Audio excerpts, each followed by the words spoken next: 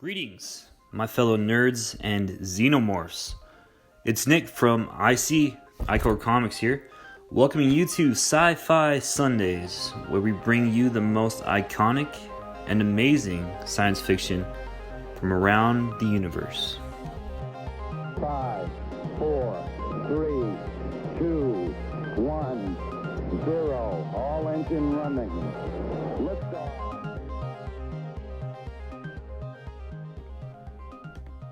Hey, what's up, everybody? How's y'all's week going? My week's been pretty good. We are staying busy up here. I'm still working. Never stop working. Some people are having pretty hard times out there with their jobs and their loved ones. Let's try to give them support. I know I've been kind of preaching on this virus. Obviously, I started in the midst of it with this podcast, which might have been a good idea, might have been a bad idea, I'm not sure. But nevertheless, let's watch out for your loved ones, your family members, all those people out there that need help and assistance. Let's see what else has been going on. Tiger King. Whew. Holy hell. What an insane series. I still believe that, you know, it's a reality show. Let's be clear here. It's filmed as a documentary, obviously as a documentary, but it's a reality show, guys. I would venture to guess that at least 50% of that show is made up. All right. Please don't go into watching that show and believing every single thing that's on it, okay? There's plenty of directors out there that twist the truth and film different things and say different things and document only certain things they want documented. But probably the most insane Netflix series I think I've ever seen. Like, on one side you got Joe. He's doing all this crazy stuff and this weird stuff. And those of you that don't know and haven't seen Tiger King or, you know, heard about it, haven't watched it yet. Tiger King's about this guy in Oklahoma. He has his own wildlife park, a zoo, you could call it. It's pretty drastically unfunded. So he's got a lot of tigers and chimpanzees in cages and just craziness going on in Oklahoma for no reason. But he's got about 200 some odd tigers. I would say probably 240. And the other side you got Carol. Carol Baskin is what's the best word to describe Carol? A animal rights activist is what she goes by. And they're both just so polar opposite.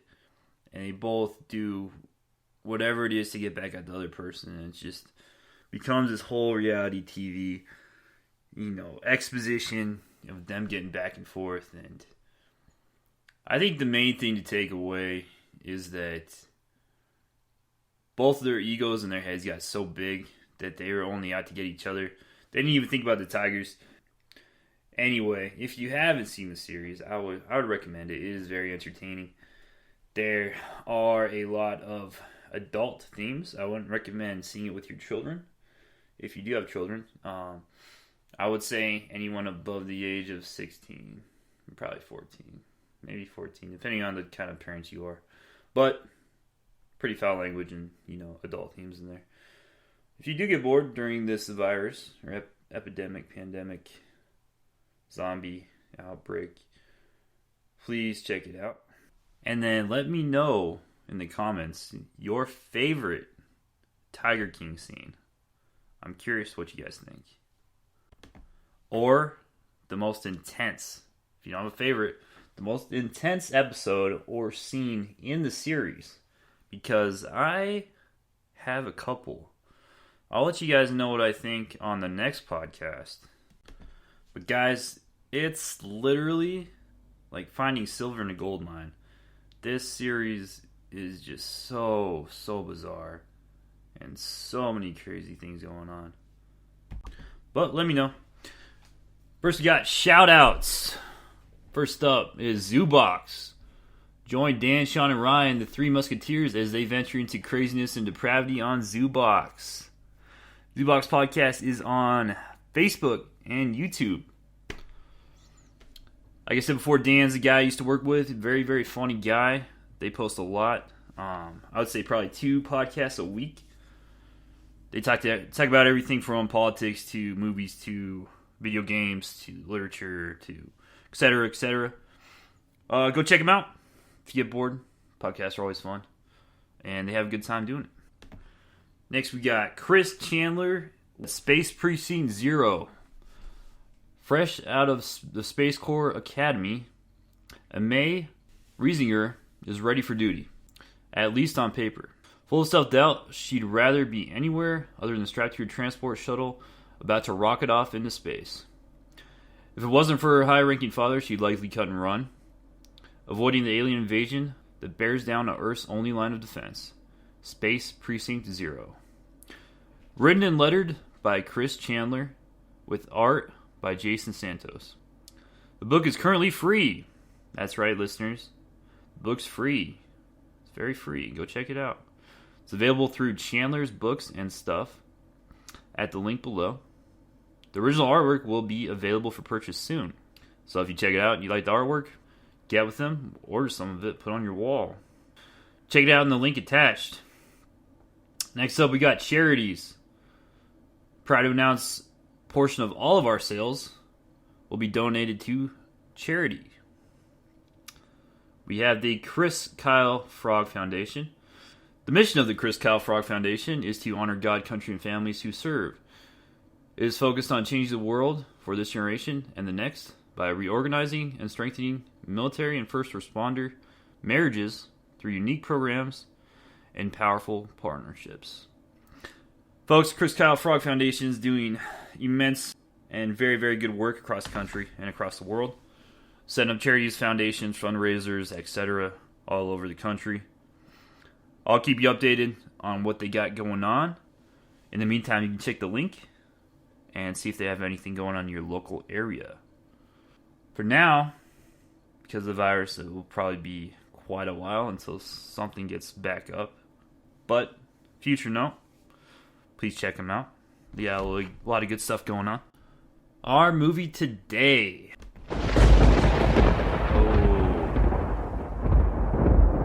Oh boy.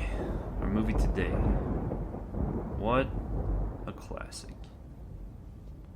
We got Blade Runner, 1982.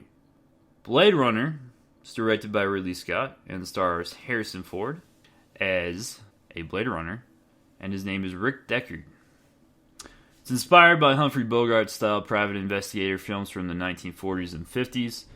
The movie takes place in the future dystopian world of 2019 Los Angeles, where everything is gloomy, dark, rainy, basically Seattle, with a little bit of LA thrown in there and a little bit of Asia. I see a lot of similar themes from the future now, basically. A lot of things they took into consideration and put in the movie I see in this world today. There's a lot of people with lights walking around, a lot of umbrellas, various goggles, glasses, eyewear, cars that look very similar to what I saw when I did my time over in Korea when I was in Asia. Very, very similar to that of Asian automotives and how they look and how they feel, how they sound. Lots of neon and vibrant colors. I recently watched the extended director's cut.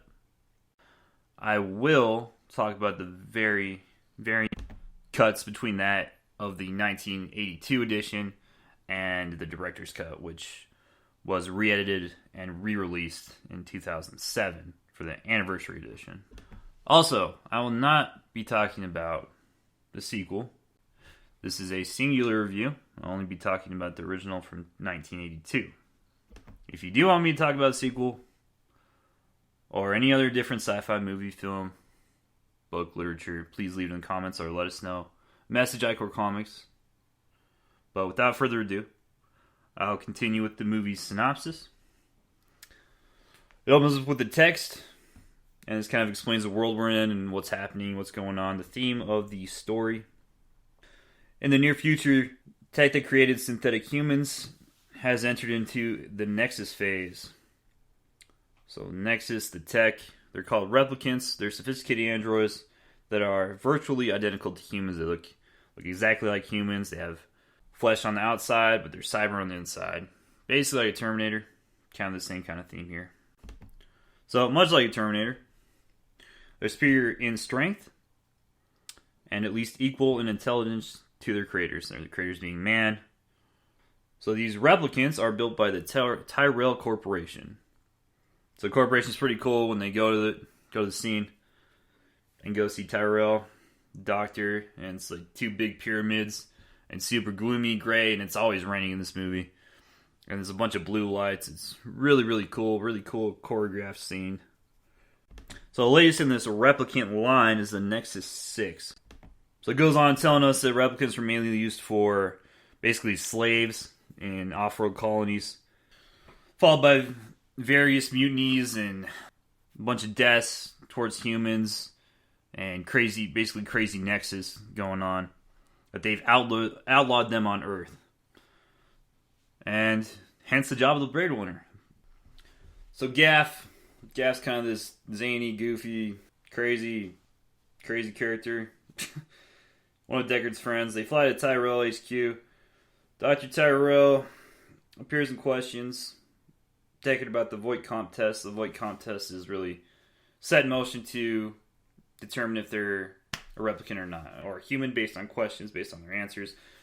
Set up like a lie detector test, but for replicants.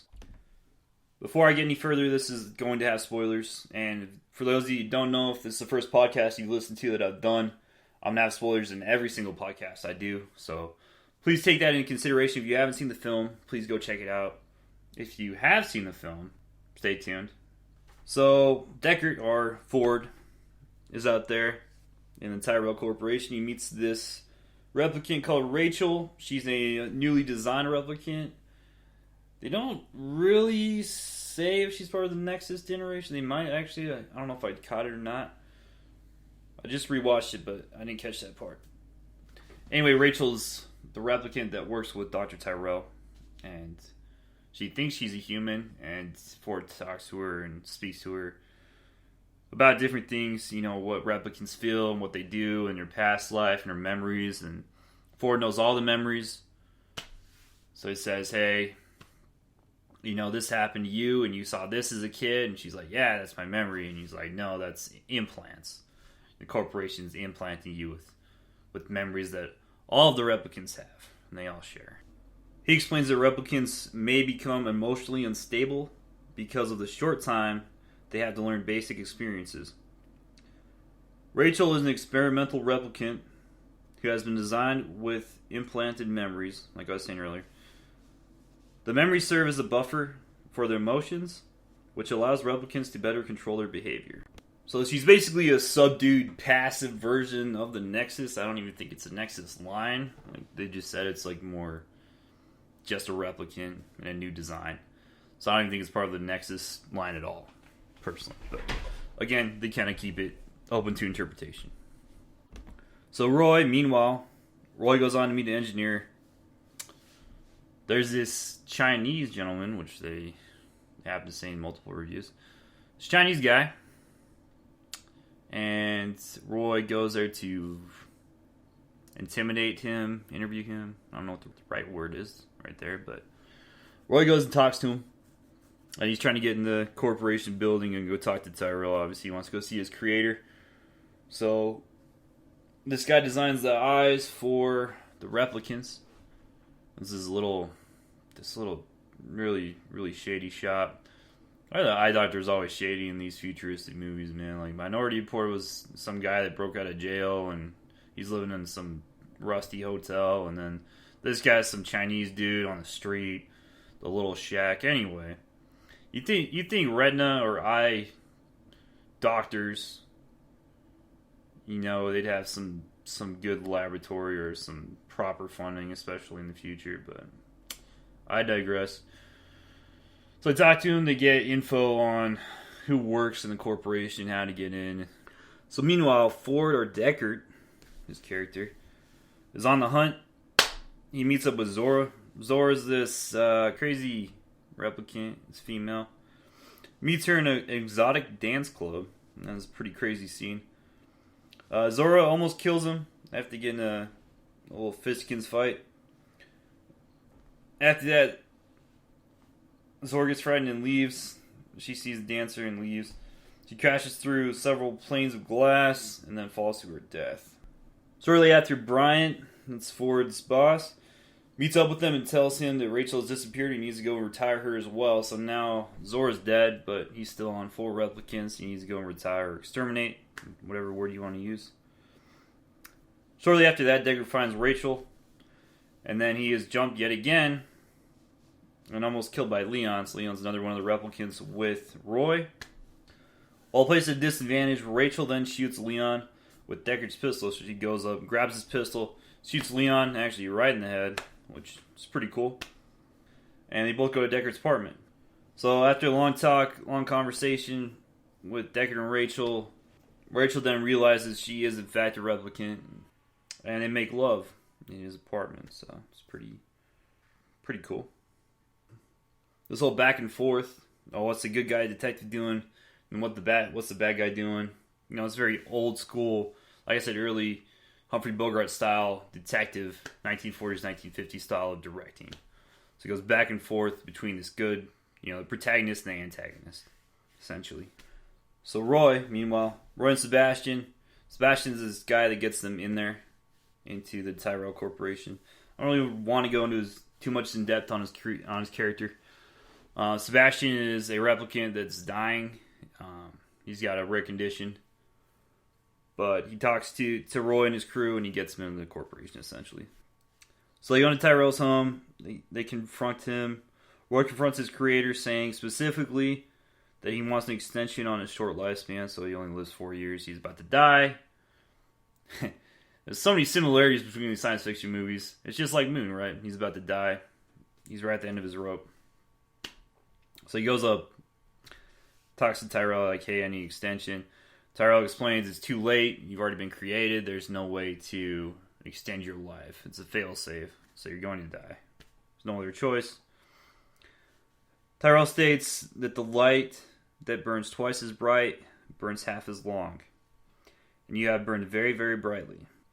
Roy then tells Tyrell he's done questionable things, but Tyrell's pride seems too big for him to care. So Roy says, hey, I killed all these people. I've done terrible things. And then Tyrell says, well, you're a work of art, essentially. I created you. You're amazing. You do great things. So Roy then begins to crush his skull. And it's really, really intense scene, really visceral scene.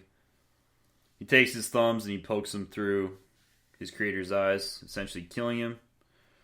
Tyrell falls dead, witnessed by a horrified Sebastian. So Sebastian's there just kind of watching.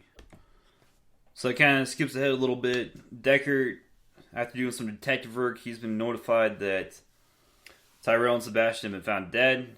He then goes to Sebastian's apartment. So he's surprised by Pris. Pris is another replicant under Roy. And Pris assaults him using acrobatics. This is also a very, very crazy 1980s scene. She jumps around and kicks him, and crazy, crazy music. And I don't know what's going on. 1980s stuff. So after she performs a series of backflips and basically Catwoman's him, to try and finish Deckard off, he shoots her through the abdomen. So she squirms violently for a few moments before Deckard shoots her twice more and finally kills her. So moving on to this last part, it's really my favorite part of the entire movie. As I think most people that watch it would agree that this third act is really why you watch this movie. It's built up so well, and all the tension. It's essentially a thriller throughout the entire movie, and then this last act does nothing but deliver in a good way. So after all that craziness, Deckard then hears Roy arrive. He takes up a defensive position in a room. Roy discovers Pris dead and kisses her. He kind of has that. He has that that same respect for every replicant. Even the human bodies that he kills, he's kind of growing to conscious. So this is a game of cat and mouse, as I was kind of talking about earlier. But it's really just Harrison Ford and Roy just going back and forth, hitting each other with various items in this house, this apartment.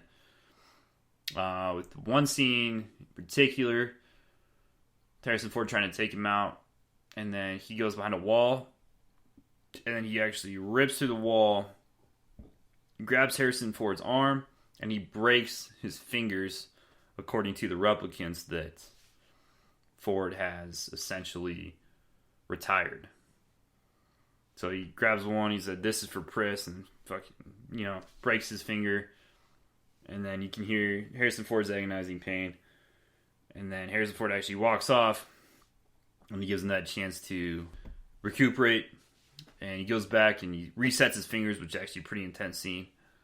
And then they say in a couple people's reviews, a couple people's opinions, that when he leaves and he hides, he goes upstairs and he hides, and then he resets his fingers, and then because he screams, that it's exactly why Roy knows where to go and where he's at. I disagree. I think Roy is stalking him. I think he knows where he's at. And by the way, this whole entire scene is just Roy losing it. Roy is officially going insane. He's going very primal. He's doing shrieks and screams throughout this entire scene. Takes off his shirt. It's just chaos. Very, very, very chaotic. So towards the end of this fight scene, Roy fears his impending death, and he actually stabs himself with a nail through his hand. He tries to stabilize his condition, which is actually works. I don't know why. Don't ask me why. I guess it kind of revitalizes him in a way, so he can actually feel pain, so he doesn't die as soon as he wants to. So Deckard eventually gets out of the apartment, escapes through a window onto the rooftop. So he goes out on the ledge and then goes up to the rooftop. Deckard then tries to escape, and he tries to jump to another neighboring building. But he catches on the ledge, and he's holding on to this big steel beam. So Roy's right behind him. He easily makes the jump. And he peers over the ledge saying, "Quite an experience to live in fear, isn't it? That's what it's like to be a slave." So after he says that, Deckard loses his grip and he slips off. And then Roy catches his hand and he pulls him up to safety. So Deckard's on the rooftop. Roy sits down near him and tells Deckard that he's seen more in his short life than most humans would see in a full lifetime. Roy is saddened by the idea that all the memories he's acquired will be lost like tears in the rain. Then, echoing the last thing Leon said to Deckard, Roy says, "Time to die." But he's referring to himself. As he finally dies, the dove in his hand flies off. In the final cut, which is the one I watched, or the director's cut, the rain continues and the dove flies toward an overcast sky. In the original theoretical edition, so back in 82, the rain has stopped and the dove flies toward a clear blue sky. Also, Deckard muses that he doesn't know why Roy saved him. Perhaps he had a newfound love for life, including Deckard's. He notes that the replicants only wanted the same answer that humans do about life. Where do we come from and for how long? So Gaff is, Deckard's zany friend comes back. Whoop-de-doo. What's up, Deckard? Just out of nowhere. I don't know where he... I don't know. Like, where did Gaff come from? He just... He's like, "Oh, I'm here now." I'm like, okay, where were you that entire fight scene? Anyway. Gaff just strolls on in with his little hat and his trench coat. It's so 1980s. He throws him his pistol back.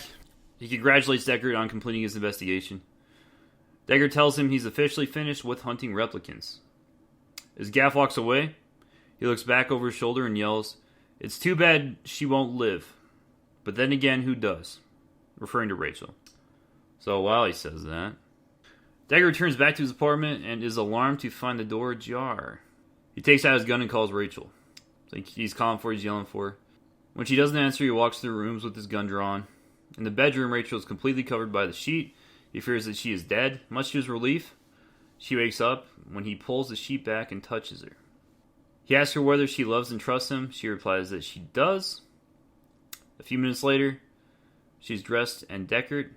After checking the lobby outside his apartment, motions for her to join him in the elevator. On the floor of the lobby, a small origami unicorn left there by Gaff.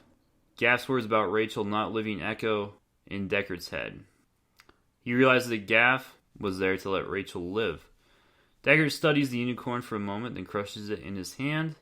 In the final cut, the one I watched, the film ends when the elevator doors close. So he grabs the little origami unicorn, crushes it, and it kind of echoes what Gaff said earlier.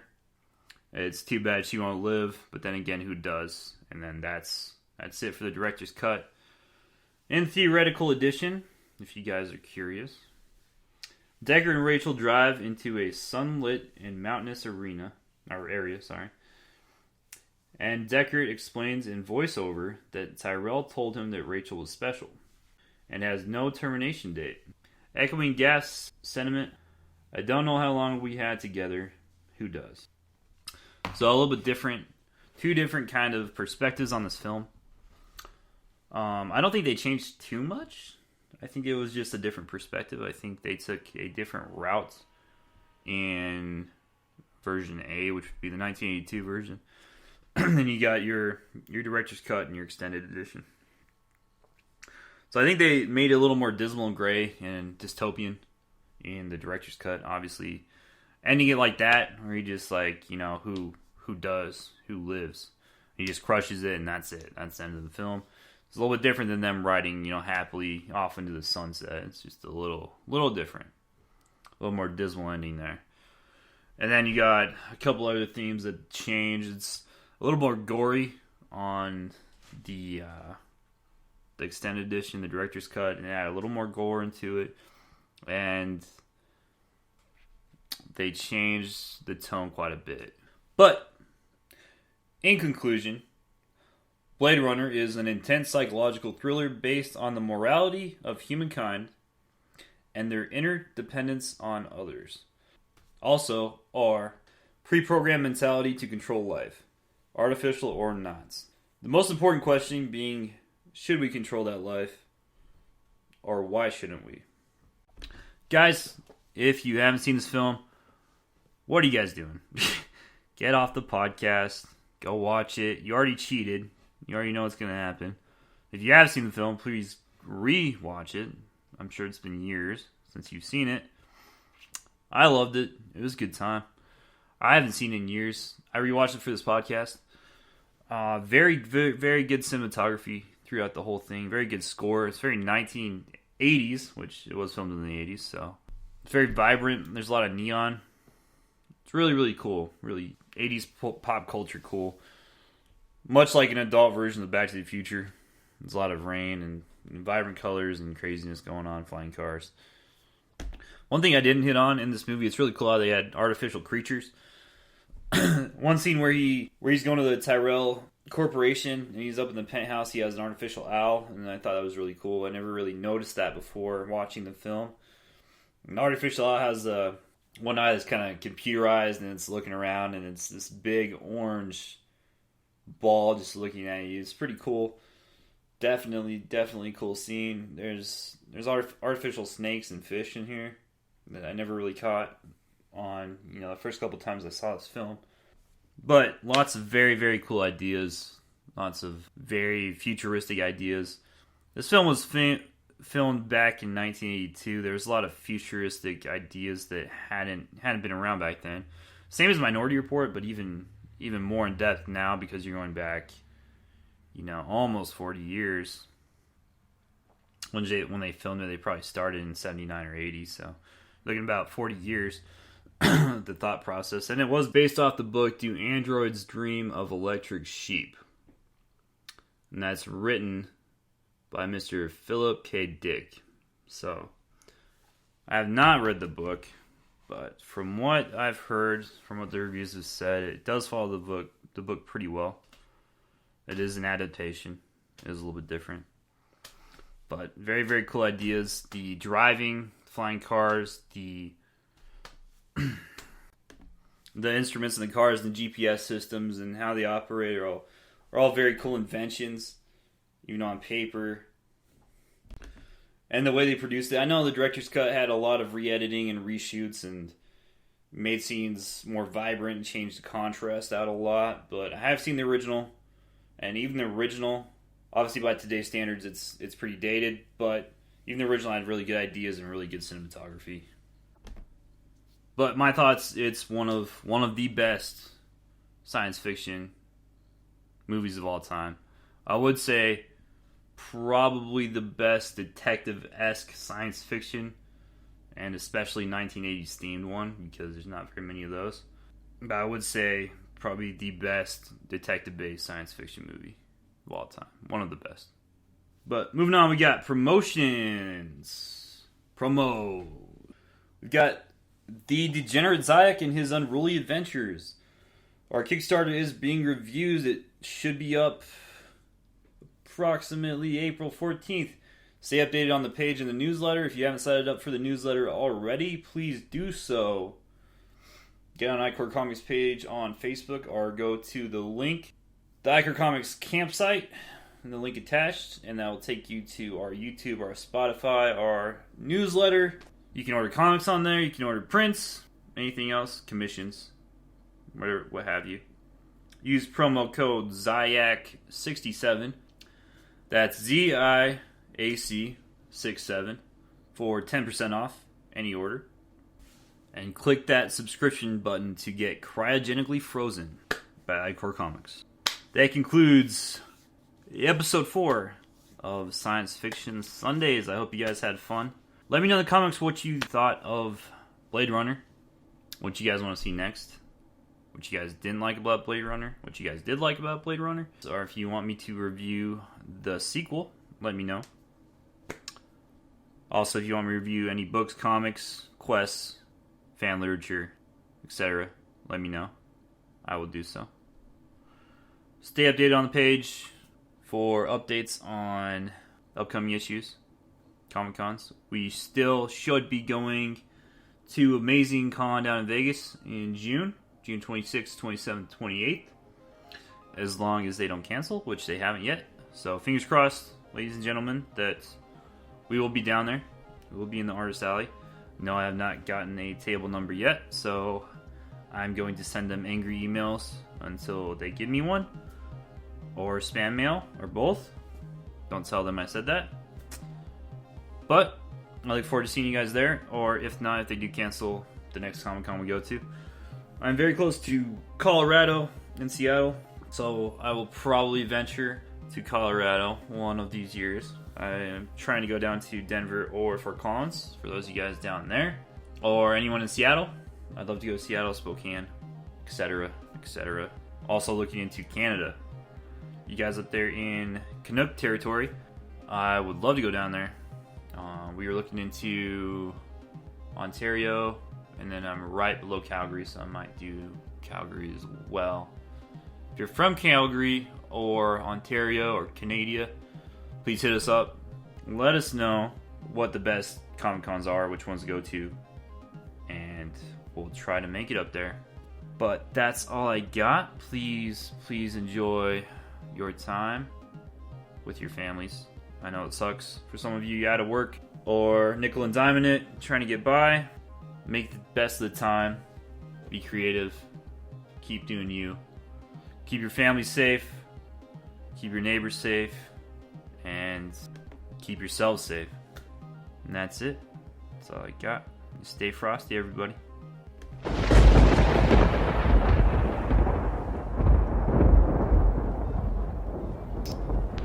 I've seen things you people wouldn't believe. Attack ships on fire off the shoulder of Orion. I watched sea beams glitter in the dark near the Tannhauser Gate.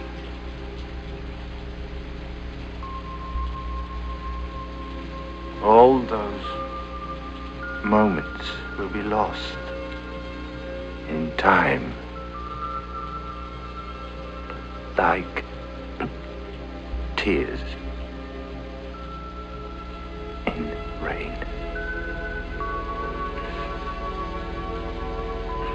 Time